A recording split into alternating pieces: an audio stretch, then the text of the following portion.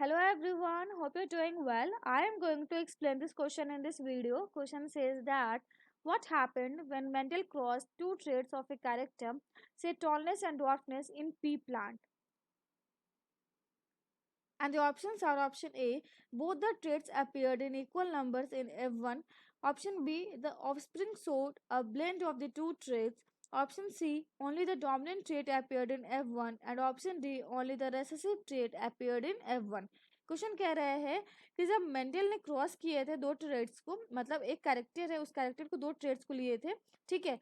तो जब क्रॉस करने के वक्त जो पी प्लांट में जो रिजल्ट आया था वो क्या आया था, नीचे चार ऑप्शन में से किसी एक ऑप्शन को चूज करके आपको सही ऑप्शन बताना है, ठीक है। तो जो क्वेश्चन है उसमें दिया हुआ है कि जो कैरेक्टर है वो हाइट का लीजिए, और हाइट का जो दो ट्रेड्स है वो है टॉलनेस और डॉर्फनेस का। तो इस क्वेश्चन को करने के लिए हम उस क्रॉस को करते हैं सबसे पहले। सो पी प्लांट है जिसका एक जीनोटाइप है कैपिटल टी और दूसरे का है स्मॉल टी। आप इसको मेल और फीमेल मान सकते हो, ठीक है। अब इनका गैमेट्स का फॉर्मेशन होगा, कैपिटल टी से जो गैमेट्स का फॉर्मेशन होगा वो कैपिटल टी होगा, और स्मॉल टी से जो गैमेट का फॉर्मेशन होगा वो स्मॉल टी होता है। क्योंकि हमें पता है कि जो गैमेट्स है वो हैप्लॉइड होते हैं, सिर्फ और सिर्फ एक ही ट्रेड्स को कैरी करेंगे, ठीक है। अभी जो गैमेट्स है इनका फ्यूजन होता है और इस प्रोसेस को बोलते हैं फर्टिलाइजेशन। इसका क्या होगा, फर्टिलाइजेशन होगा, और जो जायगोट बनेगा उसका, उस जायगोट का जो जीनोटाइप होगा वो होगा कैपिटल टी और स्मॉल टी। ये क्या है, ये F1 प्रोजेनी है, F1 प्रोजेनी, ठीक है। ये क्या थे, कैपिटल टी स्मॉल टी, ये पेरेंट्स थे। तो जो F1 प्रोजेनी है इसका जो जीनोटाइप है वो है capital T small T, genotype capital T small T, और इसका जो फिनोटाइप है वो होता है टॉल, ठीक है। तो जो मेल पार्ट था वो कैसा था, वो टॉल था, और जो फीमेल पार्ट थी वो कैसी थी, ड्वार्फ, ठीक है। और जो ऑफस्प्रिंग है वो कैसा है, टॉल है। तो इसका मतलब ये कि जो एवन प्रोजेनी है उसमें सिर्फ और सिर्फ एक कैरेक्टर जो अपने जो ट्रेट्स है उसको एक्सप्रेस कर रहा है, हाइट के जो ट्रेट है उसको एक्सप्रेस कर रहा है, और वो है capital T, that is tallness के लिए। सो ये क्रॉस है। अब देखते हैं सारे ऑप्शंस को। ऑप्शन ए कह रहा है कि both the traits appeared in equal numbers in F1।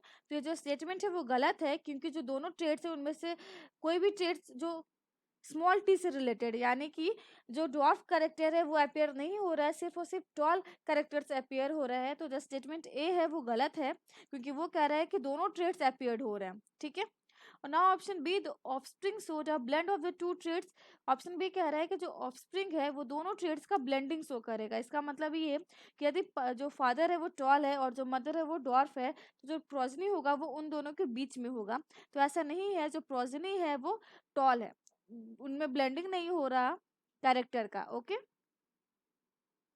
So option B भी गलत हो जाएगा। Option C, only the dominant trait appeared in F1। Option C कह रहा है कि सिर्फ और सिर्फ डोमिनेंट ट्रेट ही अपीयर्ड होता है F1 में। तो ये स्टेटमेंट सही है, क्योंकि जो टॉलनेस है वो डोमिनेंट ट्रेट होता है, और इसीलिए जो फिनोटाइप है ऑफस्प्रिंग का वो टॉल है, और ये कैपिटल टी से एक्सप्रेस होता है। तो हम कह सकते हैं जो कैपिटल टी है वो कैसा है, डोमिनेंट है।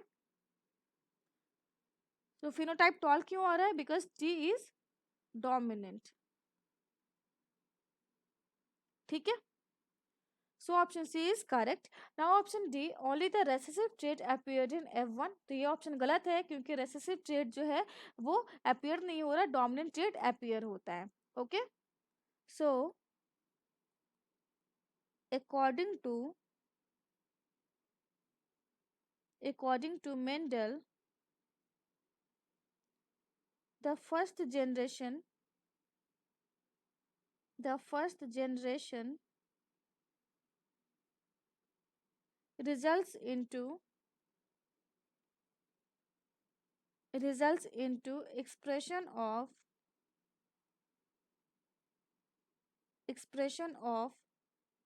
dominant trait dominant traits only. Okay, so from here we can say that the final answer is option C. Hence, the final answer, the final answer is option C.